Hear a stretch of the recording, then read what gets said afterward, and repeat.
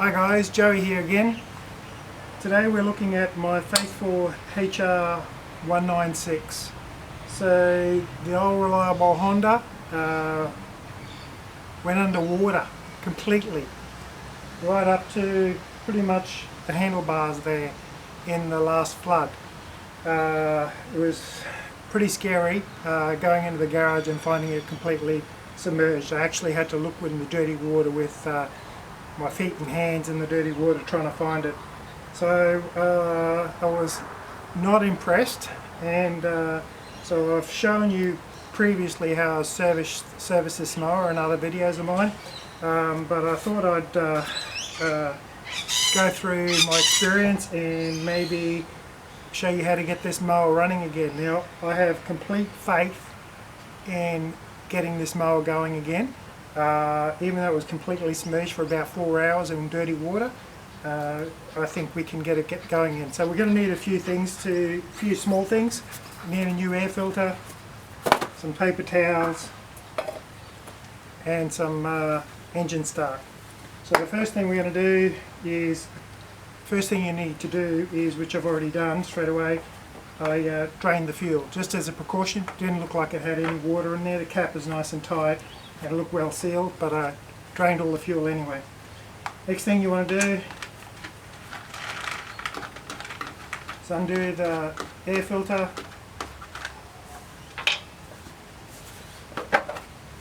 Pull the cover off with the two wing nuts. You can see it's been about 4 days since it's been underwater, and you can see the filter starting to dry out. It's about up to there on there, and it's got water. Got some dirty water inside. You can see the crap that's on there, but of course it had dried grass on it from mowing, and we've got a whole bunch of crap in the bottom of the tray there. So the first thing you want to do is remove all the water that's in the bottom of this air trap, just with some paper towels.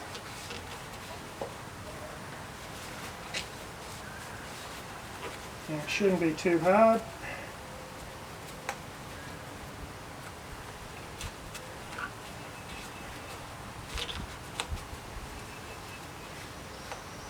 Now, I know a lot of people think that these motors are almost bulletproof, which I think they are too, but you know what? They're not submarines. These things are not meant to go underwater. So had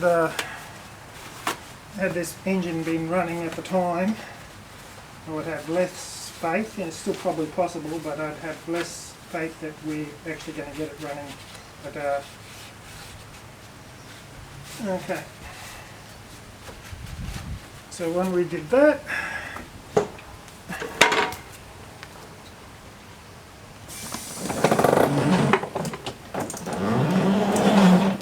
just going to use some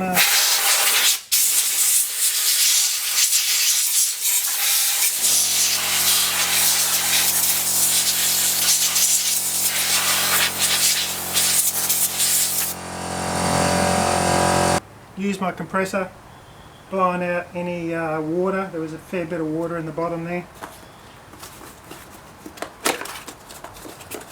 New filter. Okay.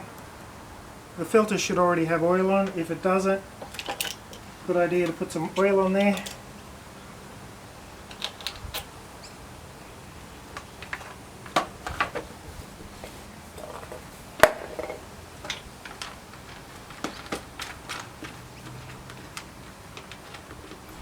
I'm going to try and do this job without getting too carried away. I could strip the carby off, clean out the carby. I probably should do all of that, but I'm going to have a go with you guys watching if I can get this going without too much effort. Okay, you want to pull the plug lead off. Get a spanner on your plug.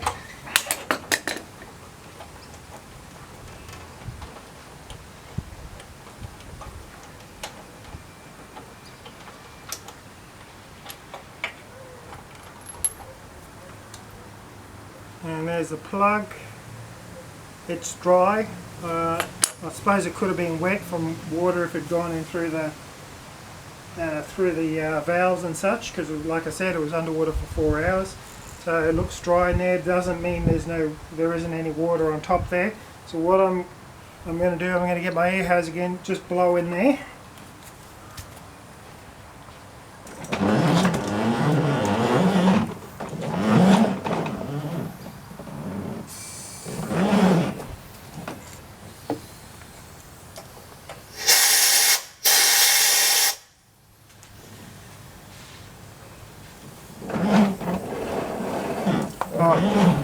And I am using an air hose with a little nozzle, little blower.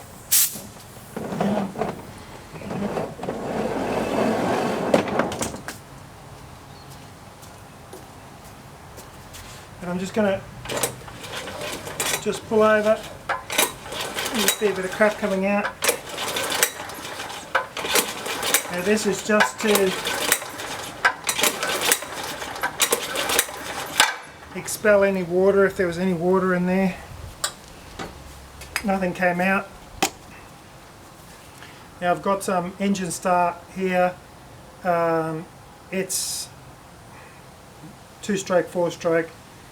It's 30% ether.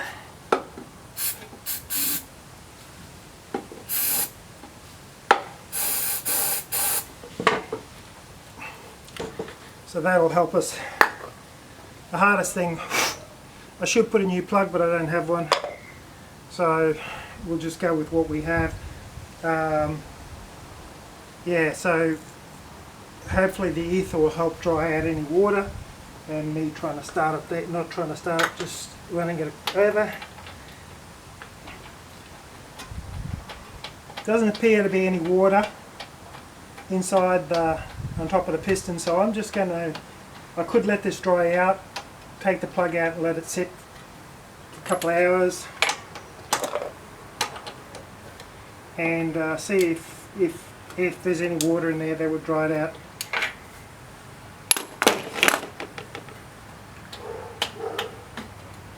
Okay, so there's no fuel in there. I've checked the oil. It looks like there's no water in the oil. I will change it after we get the engine going. So there's not enough problem there for a short run just to get it started to be an issue. Alright, so we'll get some fuel in here now. And that can go in the bin. Alright, we'll get some fuel in there.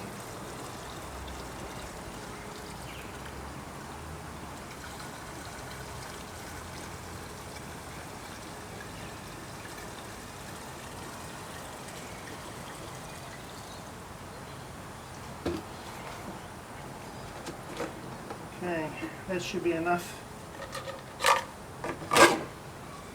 for our test run.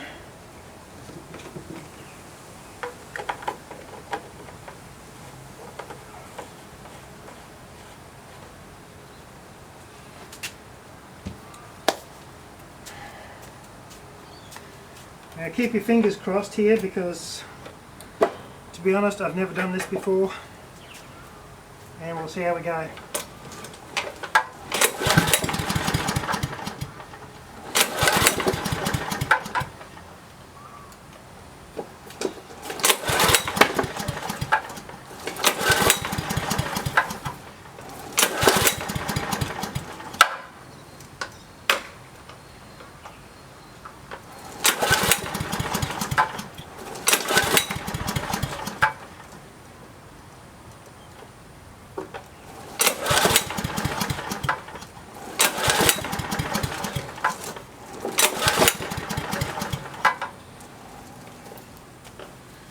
Okay, so there's a lot of mud and crap still underneath here. I should have grounded it out. Alright, she's not firing. That's disappointing, but to be expected.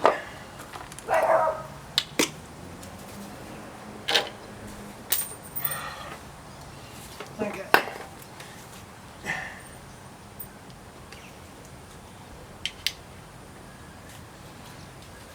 So I'm going to put some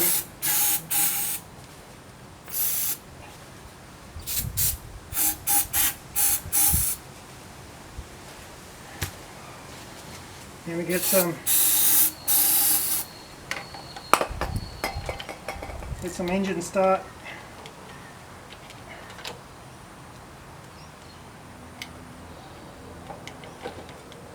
Down in there. Try it again.